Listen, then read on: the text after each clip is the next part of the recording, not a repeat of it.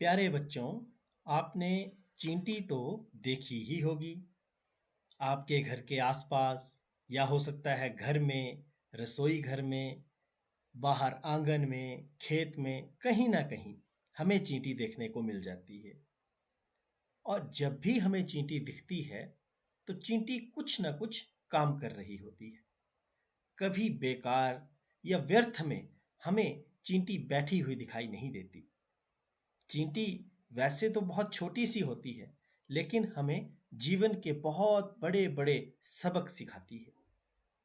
क्या कुछ चींटी हमें सिखाती है, या हम चींटी के जीवन से क्या कुछ सीख सकते हैं, यही सब कुछ बताया गया है आपकी हिंदी की पाठ्य पुस्तक के दूसरे पाठ के अंतर्गत दी गई इस आनंदमयी कविता में, जिसका नाम है चींटी।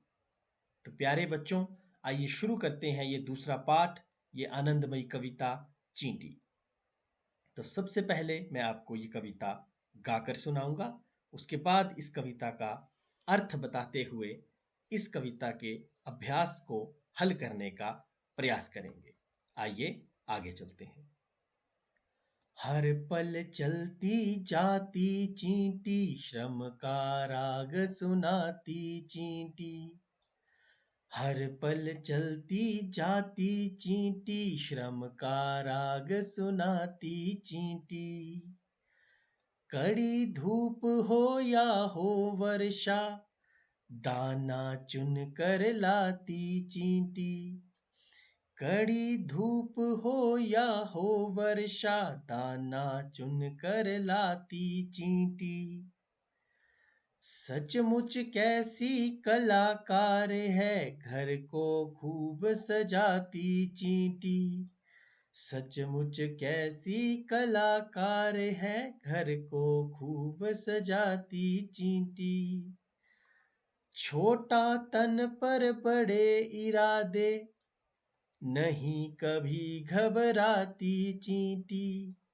छोटा तन पर बड़े इरादे, नहीं कभी घबराती चींटी। नन्हे नन्हे पैर बढ़ाकर, नन्हे नन्हे पैर बढ़ाकर, पर्वत पर चढ़ जाती चींटी। काम बड़े करके दिखलाती, काम बड़े करके दिखलाती। जहाँ कहीं अड़ जाती चींटी, जहाँ कहीं अड़ जाती चींटी। मेहनत ही पूजा है प्रभु की, मेहनत ही पूजा है प्रभु की। हमको यही सिखाती चींटी, हमको यही सिखाती चींटी। तो प्यारे बच्चों, ये थी सुंदर सी कविता जिसको अभी आपने सुना। इसे लिखा है प्रकाश मनु जी ने, और इस कविता में उन्होंने हमें बताया है कि कैसे चींटी हर पल बस चलती ही जाती है, चलती ही जाती है और कभी रुकती नहीं। और चलते चलते हमें मेहनत का, श्रम का राग सुनाती है। जैसे आप देख सकते हैं कि यहाँ पर भी चींटी कुछ ना कुछ काम कर रही है, कुछ ना कुछ करती जा रही है। ये देखो कितना बड़ा तिनका है, लेकिन तीन चींटियां मिलकर इसको ढोए जा रही हैं। चाहे कड़ी धूप हो, चाहे कड़ी धूप हो या फिर काले बादलों की बरसात, चींटी को कोई फर्क नहीं पड़ता। चींटी को करना है बस अपना काम। इसीलिए कवि लिखता है कि कड़ी धूप हो या हो वर्षा, दाना चुनकर लाती चींटी। सचमुच कैसी कलाकार है। देखो ये चींटी का घर है, और देखो कितना सुंदर इस चींटी ने अपने घर को सजाया है। सचमुच कैसी कलाकार है, घर को खूब सजाती चींटी। शरीर, इसका जो तन है वो बहुत छोटा है, वो बहुत बड़ा नहीं है, लेकिन इसके इरादे वो बहुत बड़े हैं। कभी नहीं घबराती चींटी। छोटा तन पर बड़े इरादे, नहीं कभी घबराती चींटी। छोटे छोटे पैर, बिल्कुल छोटे छोटे कदमों से, नन्हे नन्हे पैरों से, नन्हे नन्हे पैरों से क्या करती है, पर्वत पर चढ़ जाती चींटी, कितना ही बड़ा पहाड़ क्यों ना हो कभी रुकती नहीं है, चढ़ जाती है। क्योंकि चढ़ेगी, अगर गिरेगी तो फिर चढ़ेगी, गिरेगी तो फिर चढ़ेगी, और तब तक चढ़ती रहती है जब तक गिरना बंद ना कर दे और चढ़ ना जाए। काम कितना ही बड़ा क्यों ना हो करके दिखाती है। काम कितना ही बड़ा क्यों ना हो, मुश्किल क्यों ना हो, ये देखिए करके दिखलाती है। और जब कभी अड़ जाती है तो भले ही दो को मिलके क्यों ना करना पड़े, काम करके दिखाती है। और ऐसा कह सिखाती है कि मेहनत ही जो है वो प्रभु की पूजा है, और हमको बस जिंदगी में मेहनत ही करते जाना है। तो बड़ी ही बेहतरीन, सुंदर, प्यारी सी कविता प्रकाश मनु जी द्वारा लिखी गई अभी हमने यहाँ पर पढ़ी। और इस कविता को पढ़ने के बाद आइए कुछ बातचीत कर लेते हैं। उसके बाद हम अभ्यास के प्रश्नों को भी हल करेंगे। तो आपने अपने आसपास घर और विद्यालय में कौन कौन से जीव जंतु देखे हैं? तो अगर मैं अपनी बात करूं तो मैंने अपने विद्यालय के आसपास कौवा देखा है, कोयल देखी है, चिड़िया देखी है, कुत्ता देखा है, गाय देखी है। आपने भी बहुत कुछ देखा होगा। तो आप भी अपने अध्यापक को या अपने माता पिता को बताएंगे कि आपने अपने आसपास घर और स्कूल दोनों में कौन कौन से जीव जंतु देखे हैं। इसी प्रकार जो अगला प्रश्न है उस पर आते हैं। अगली बातचीत क्या है? आपने सबसे छोटा कौन सा कीट देखा है और कहाँ? अब मैंने तो चींटी देखी है सबसे छोटी। हो सकता है आपने चींटी से भी छोटा कुछ देखा हो, और अगर देखा है तो आपको बताना है कि आपने कहाँ देखा है और कौन सा कीट देखा है। इसके बाद है कि क्या आपने चींटी के अलावा, चींटी के अतिरिक्त कौन कौन से श्रम करने वाले जो जीव हैं वो देखे हैं। श्रम का मतलब है मेहनत। आपने चींटी के अलावा मेहनत करने वाले और कौन कौन से जीव जो है वो देखे हैं। तो मैंने चींटी के अलावा घोड़ा देखा है जो मेहनत करता है। इसके अलावा मैंने और भी तितलियों को देखा है, मधुमक्खी को देखा है, वो मेहनत करती हैं। इसके अलावा और भी आपने कोई जीव देखे होंगे तो आपको उनका नाम बताना है। अब नन्ही चींटी के बारे में कोई अनुभव आप ज़रूर अपने दोस्तों को सुनाइए। क्या कभी आपको कोई चींटी मिली है और उस चींटी के साथ आपका कैसा अनुभव रहा? क्या किया आपने उस चींटी के साथ? या किसी चींटी को कुछ करते हुए आपने देखा है, मेहनत करते हुए, घर को सजाते हुए आपने देखा है, कुछ दाना चुन कर ले जाते हुए देखा है? तो ये सब चीज़ें आप बता सकते हैं। तो प्यारे बच्चों, इसके बाद अब हम आगे बढ़ते हैं अभ्यास के प्रश्नों की ओर। तो सबसे पहला प्रश्न जो है हमारे सामने वो यही है कि नीचे दी गई वस्तुओं, कुछ वस्तुओं के चित्र बने हैं और इनमें से किसे चींटी खाना पसंद करेगी और किसे नहीं। जिसे पसंद करेगी उस पर हमें ये स्माइली का निशान, ठीक है, हंसता हुआ चेहरा बनाना है। तो आइए इसका मिलान करते हैं। सबसे पहले लड्डू देखते हैं। भाई लड्डू तो मीठे होते हैं और हम सब जानते हैं कि मिठाई तो चींटी को सबसे ज़्यादा पसंद है। तो इसका मतलब ये हुआ कि भाई चींटी मिठाई का तो बहुत आनंद लेगी। तो इसका मतलब ये हुआ कि इसके ऊपर हम स्माइली बना सकते हैं। दूसरा है ये करेला। तो करेले पर तो क्योंकि वो कड़वा है तो चींटी जाना पसंद नहीं करेगी, दूर दूर से निकल जाएगी। और किसकी तरफ आगे जाएगी? गेहूं के दानों की तरफ। बिल्कुल सही। और गेहूं के दानों को खाएगी या चुग कर अपने घर में ले जाएगी। इसके बाद आगे बढ़ते हैं। और चीनी, ये भी चीनी जो है वो चींटी की बड़ी मनपसंद चीज है भैया। चींटी को तो चीनी बड़ी प्यारी लगती है। और मधुमक्खियों का द्वारा बनाया गया ये शहद जो कि मीठा होता है, ये भी बहुत अच्छा लगता है। और सूखे पत्ते भी चींटी जो है वो अपने घर में लेकर जाती है। तो ये सब चीज़ें जो है वो अच्छी लगती हैं। सिर्फ एक चीज़, ये जो करेला है, ये करेला उसे अच्छा नहीं लगता। तो हम करेले के ऊपर ऐसे गोला बना देंगे, भाई कांटा, इसको पसंद नहीं करती चींटी। ठीक है। अब आगे के जो प्रश्न हैं इनको करने के लिए हम अभ्यास की ओर आगे चलते हैं और इनकी करते हैं। ठीक है। तो जो ये हिंदी कक्षा 3 की आपकी है, इसका पाठ 2 चींटी, इसके अभ्यास के प्रश्नों को हल करते हैं। आइए। तो सबसे पहले इन पंक्तियों को हमें पूरा करना है। तो चींटी घर को क्या करती है? खूब सजाती है। तो हम लिख सकते हैं घर को खूब सजाती चींटी। और पर्वत पर चढ़ जाती चींटी, दाना चुनकर लाती चींटी, बिल्कुल सही। और श्रम का राग सुनाती चींटी, बिल्कुल सही। तो इस तरह से हमारा ये प्रश्न पूरा हो गया। अब आगे चलते हैं। अगला है, कविता के अनुसार चींटी हमको क्या क्या करना सिखाती है, लिख कर बताना है।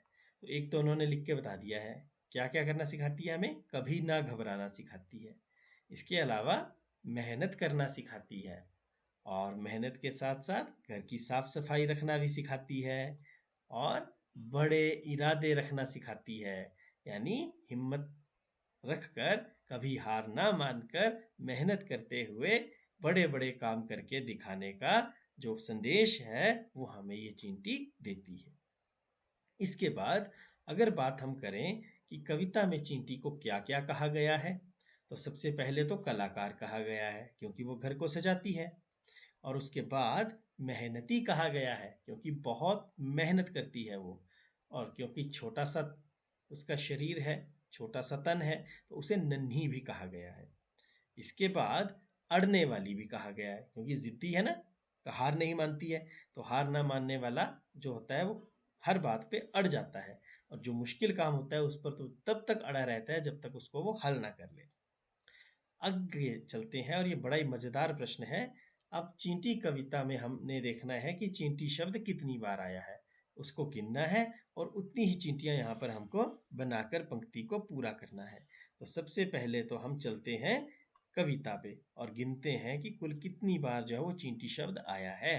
तो एक तो ये हो गया, दूसरा ये हो गया, दो, ये तीन, ये चार, ये पाँच, उसके बाद छः, 7 और 8।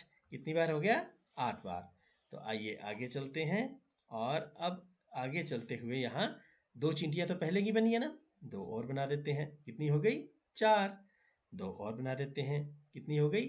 6। दो और बना देते हैं, और ये हो गई 8 चींटियां। वेरी गुड, बहुत बढ़िया, 8 चींटियां हो गई। चलिए आगे चलते हैं। अगला प्रश्न है, चींटी कविता को हमने आगे बढ़ाना है। जैसे दो पंक्तियां इन्होंने लिखी हैं, चींटी का दाना दिख जाए उसको लेने जाती चींटी।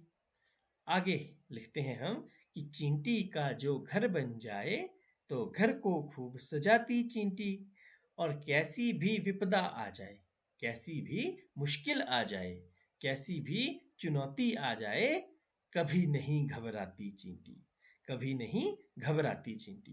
तो इसको आप गा के भी सुना सकते हो। जैसे, चीनी का जो दाना दिख जाए उसको लेने जाती चींटी, चींटी का जो घर बन जाए उसको खूब सजाती चींटी, और कैसी भी विपदा आ जाए कभी नहीं घबराती चींटी।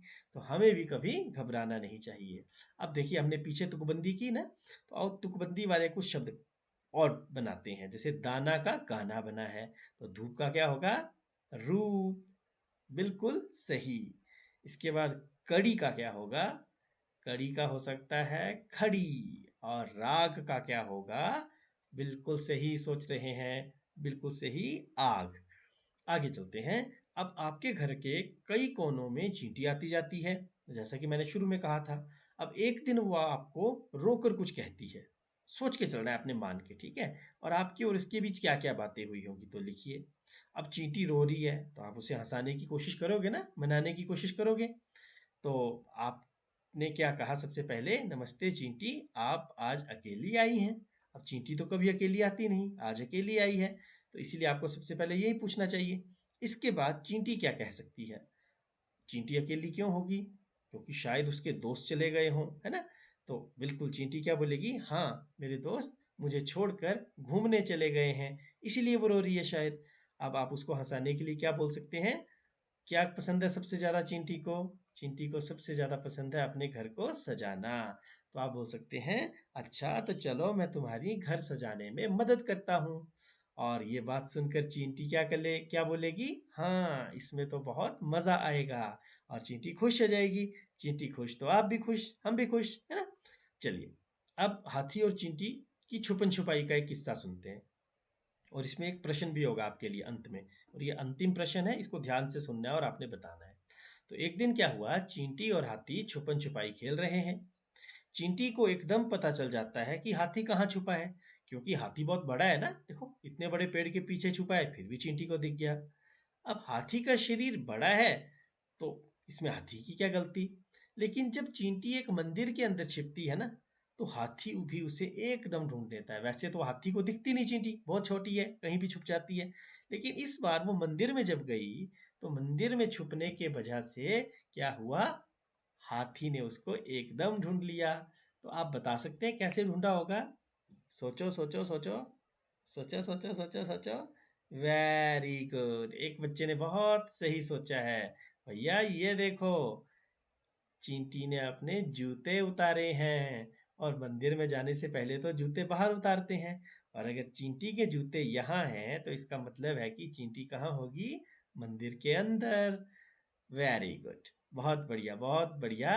तो इसी के साथ हमारी आज के ये जो पाठ है ये समाप्त होता है, और मुझे पूर्ण विश्वास है कि आपको आज का पाठ अच्छा लगा होगा, आपको मज़ा आया होगा इसको पढ़ने में, सीखने में, करने में। फिर से मिलेंगे आपके साथ किसी अन्य पाठ में। तब तक के लिए नमस्कार, धन्यवाद, जय